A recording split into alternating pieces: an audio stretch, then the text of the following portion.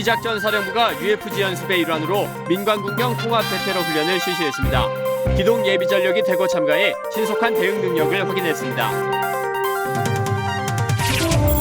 공군은 하늘에서 적 도발에 대비한 공중전투 종합훈련을 하고 있습니다. 조종사들은 적이 도발하면 원점을 타격하겠다는 강한 의지를 불태우고 있습니다.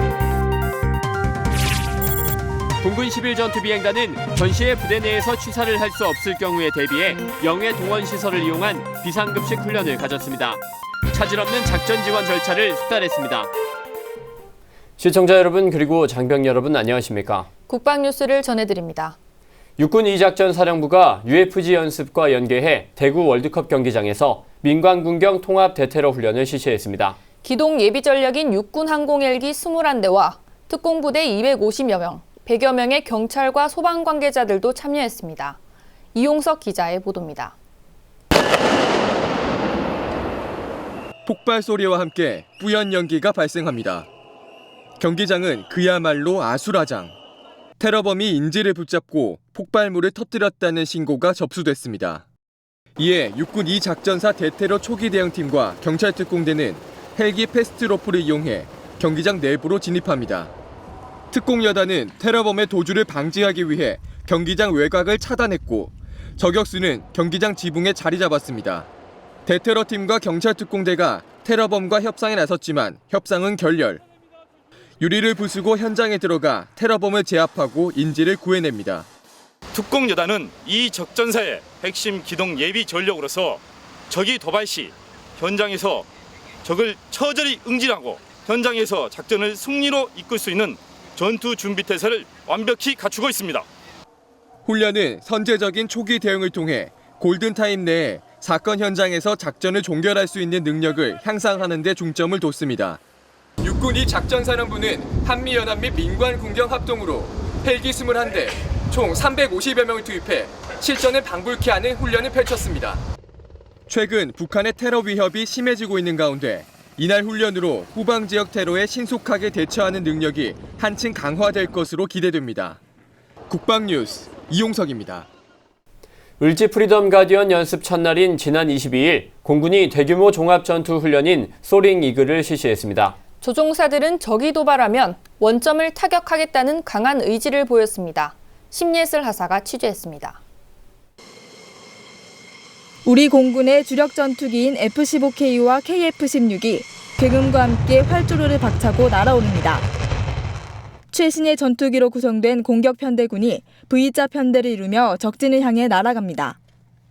우리 공군이 단독으로 펼치는 대규모 공중 종합훈련 소링 이글. 오는 26일까지 계속되는 이번 훈련에는 F-15K를 비롯해 KF-16과 F-4E, F-5 등 총 60여 대 항공기와 530여 명의 병력이 투입됐습니다. 공군은 이번 훈련에서 방어 제공 작전과 대규모 공격 편대군 훈련, 긴급 항공 차단 등 국지 도발과 전면전 상황을 가정한 훈련을 진행합니다.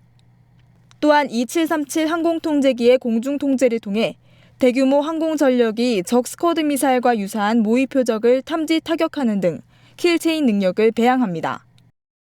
이번 훈련을 통해 유사시 대규모 긴급 발진을 통한 즉각적인 대응 능력과 적의 이동식 미사일을 실시간으로 탐지하여 타격할 수 있는 작전 능력을 향상시킬 예정입니다. 한편 지난 19일 공중전투사령관 황성진 소장은 F-15K 전투기 지휘 비행과 함께 소링 이글 훈련 작전 지도를 했습니다. 이날 황 사령관은 공군 11전투비행단에서 F-15K에 탑승해 적기 대량 침투 방어 훈련을 공중 지휘하고 가상적기의 위협에 대비한 공대공 무장 상태 등을 확인했습니다. 이어 청주기지의 제29 전술개발 훈련 전대를 찾아 소링 이글 훈련 전반에 대한 현장을 점검하고 작전 지침을 하달했습니다. 황 사령관은 이 자리에서 지난해 UFG 연습 기간에 발생한 북한의 무인기와 포격 도발을 상기시키고 다시는 적이 도발하지 못하도록 실전 능력을 향상할 것을 당부했습니다. 국방뉴스 심예슬입니다. 공군 11전투비행단이 전시의 부대 내에서 취사를 할 수 없을 때를 대비해 영해 동원 시설을 이용한 비상급식 훈련을 했습니다.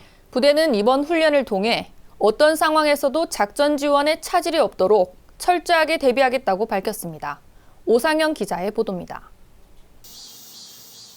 공군 11전투 비행단의 동원시설로 지정된 대구 해안초등학교에 공군 차량이 들어옵니다. 영해 동원시설로 지정된 곳에서 비상급식 훈련을 하기 위해서입니다. 해안초등학교 취사시설을 이용해 한 번에 조리할 수 있는 양은 150인분.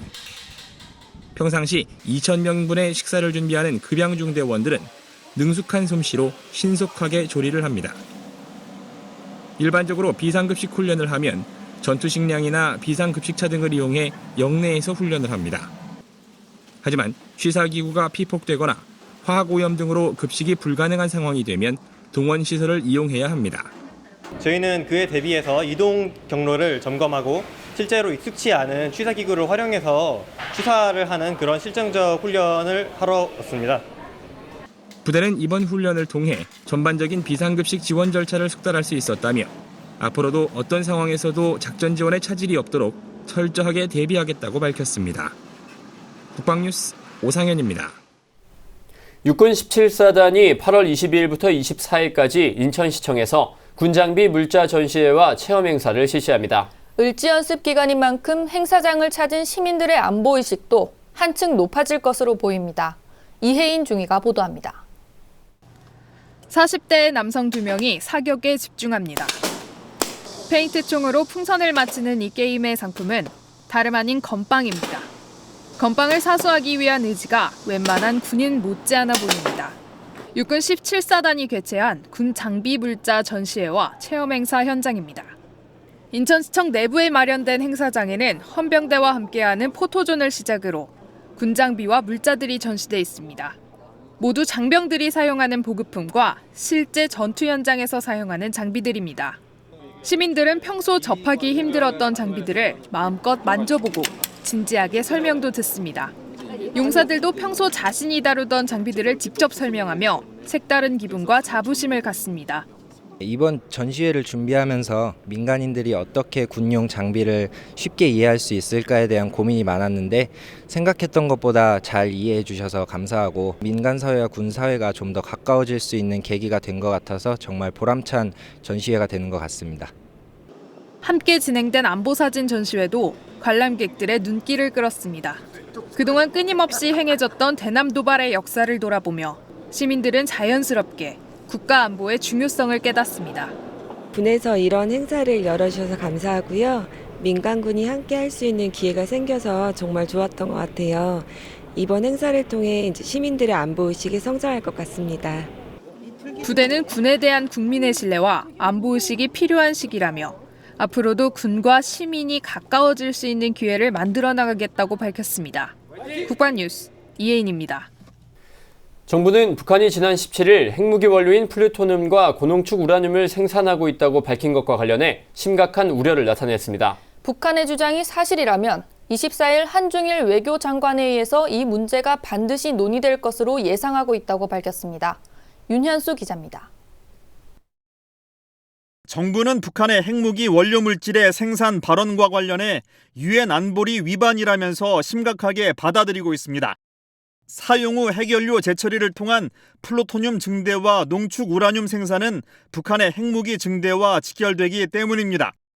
조준혁 외교부 대변인은 23일 정례 브리핑에서 24일 열리는 한중일 외교장관 회의에서 이 문제가 반드시 논의될 것으로 예상하고 있다고 전했습니다.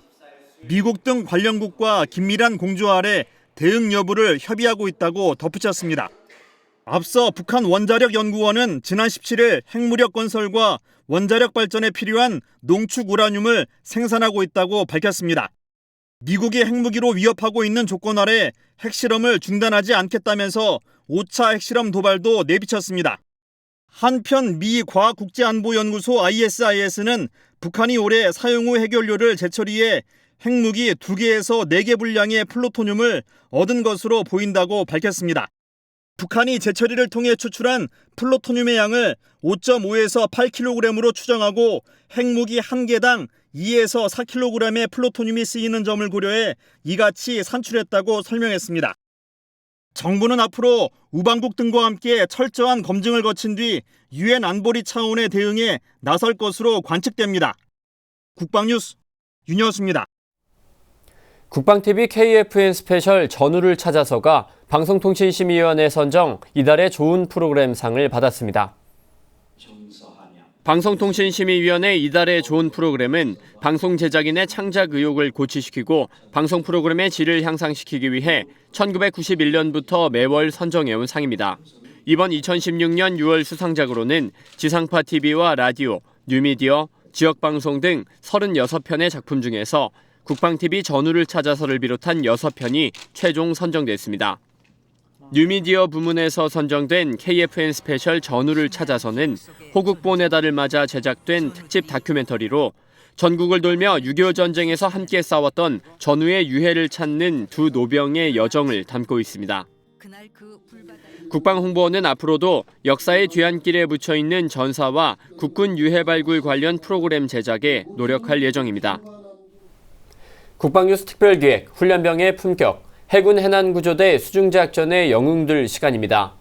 입교 6주차에 접어든 SSU 해난구조대 교육생들이 드디어 스쿠버 장비를 착용하고 스쿠버 기초 훈련을 시작했다고 합니다. 기초 체력과 수영, 핀 마스크 훈련을 통해 장비에 서서히 적응해왔던 교육생들은 스쿠버 첫 훈련에서 어떤 모습을 보였을까요? 모두가 궁금한 그 처음의 설렘, 화면으로 함께 확인해 보겠습니다.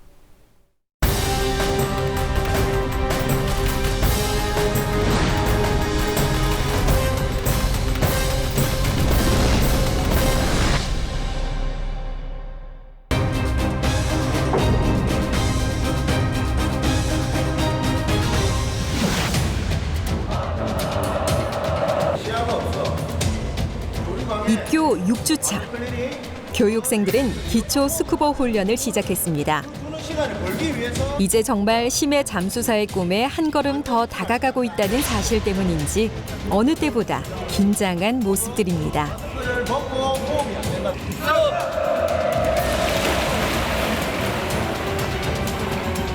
먼저 시작한 것은 40초 숨 참기 훈련. 남다른 끈기를 보이며 숨을 잘 참아내는 교육생들을 보니 교관도 뿌듯한 모양입니다. 교육생은 물 밖에서 숨을 잠시 몰아쉰 뒤 레귤레이터를 물고 다시 한번 잠수를 합니다. 호흡할 수 있도록 도와주는 호흡 조절기, 일명 레귤레이터와 실린더는 잠수사가 갖춰야 할 필수 장비입니다. 교육생들 물속에서 아주 편안해 보이는데요. 이때 마스크를 낚아채는 손, 갑자기 일어난 상황에 당황할 법도 하지만 반복된 훈련 덕분인지 침착하게 대처해 나갑니다. 물속에서 호흡 참기라든지 마스크가 없는 상태에서 입으로만 호흡이 가능한지, 그리고 장비를 다 착용을 해서 마스크 클리닝이라든지 뭐 이런 호흡 찾기라든지 전부 모든 것에 대한 기초적인 훈련을. 교육생들은 이제 스쿠버 장비를 착용하고 훈련을 받는데 물속에서 발생할 수 있는 다양한 상황에 대한 대처 방법을 반복 숙달합니다.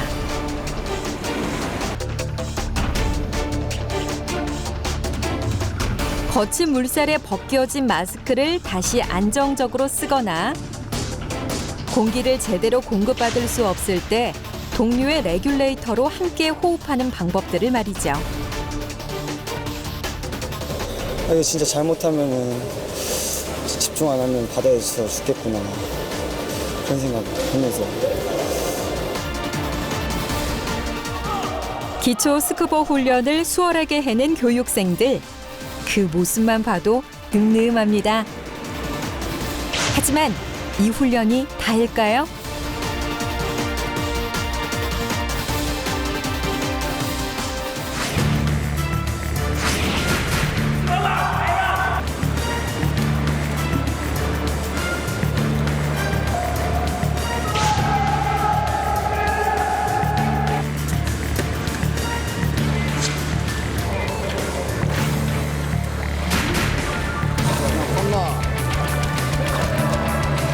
잡지 마.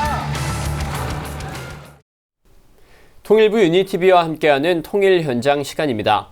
광복 이후 오랜 시간이 지나다 보니 남북의 문화적인 차이도 커졌죠. 하지만 우리나라 국민들이나 북한 주민들이나 여름이면 시원한 냉면을 즐겨 찾는 건 마찬가지인데요. 오늘은 평화통일의 염원을 담아 한반도의 여름별미, 평양냉면에 대해 김소연 기자가 전해드립니다.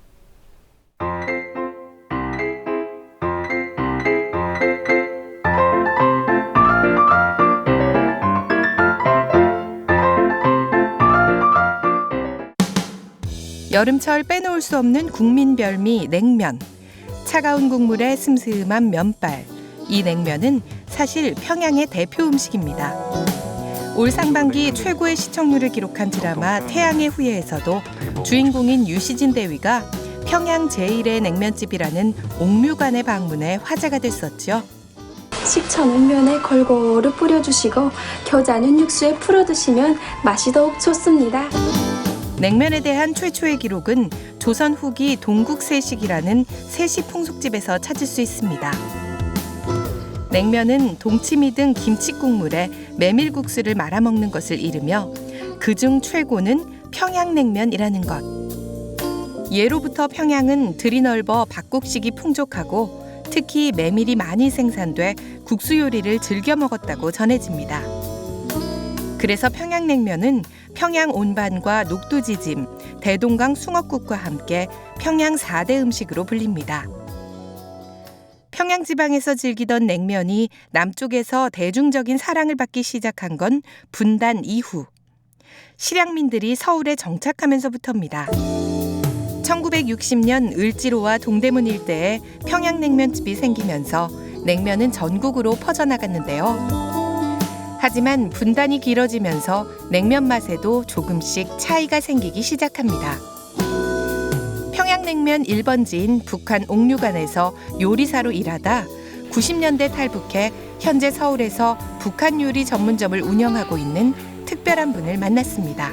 옛날에는 평양냉면 공으로 했거든요. 공수로 했는데 그게 점점 바뀌고 해서 지금은 소고기, 돼지고기, 닭고기. 그러니까 옛날부터 공 대신 닭이라는 얘기 있잖아요. 그냥 가면 식초는 들어가서만 냉면 나오면 식초 무조건 나요. 왜 그러면 육수가 식초 안 들어갔기 때문에 음식이라는 게 완성돼서 나가기보다는 미완성으로 나와서 본인이 간을 맞춰서 먹으라는 거죠.